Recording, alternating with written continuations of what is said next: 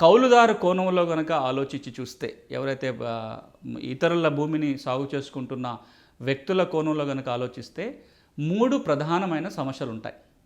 ఒకటి అతి కీలకమైనది ఏంటంటే, ఆ వ్యక్తి ఆ భూమిని సాగు చేసుకుంటున్నాడు అనే ఆధారం ఏది ఉండదు. ఏదైనా ఆధారం ఉంటేనే ఇతను రైతుగా గుర్తించబడతాడు.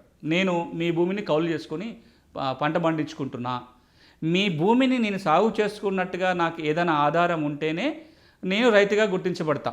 ఆ భూమిలో నేను రైతుగా గుర్తించబడితేనే నాకు రైతుగా వచ్చే మేలు ఏమైనా అందుతాయి. అది ఇన్పుట్ సబ్సిడీలు కావచ్చు, క్రాప్ ఇన్సూరెన్స్ కావచ్చు, క్రాప్ డ్యామేజెస్ కావచ్చు.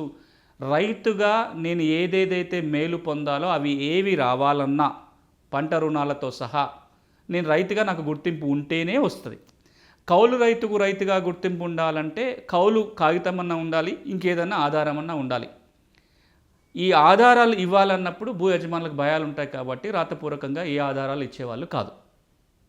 ఇక రెండవది, ఎంత కాలానికి ఆ భూమి మన చేతిలో ఉంటుంది, కౌలు చేసుకునే వాళ్ళ చేతిలో ఉంటుంది దాని మీద స్పష్టత ఉండదు, హామీ ఉండదు. భూ యజమాని ఎప్పుడు కావాలంటే అప్పుడు కౌలుదారుని తొలగించే అవకాశం ఉంది కాబట్టి ఆ భూమి మీద ఏదైనా ఇన్వెస్ట్మెంట్ పెట్టాలన్నా, ఈరోజు ఏదన్నా కొంచెం ఆర్గానిక్ ఎరువు ఇంకేదో ఎరువులు పురుగు మందులు వాడితే వచ్చేసరికి మన చేతిలో ఉంటుందో లేదో కాబట్టి అంత ఇన్వెస్ట్మెంట్ చేయాలన్నా కౌలుదారులకు ఒక ఇబ్బంది. అంటే ఎంత కాలానికి ఆ భూమి కౌలుదారుల చేతిలో ఉండే ఒక టెన్యూర్ సెక్యూరిటీ అని మనం ఏదైతే అంటామో, కౌలుదారులకు ఏం టెన్యూర్ సెక్యూరిటీ ఉండదు.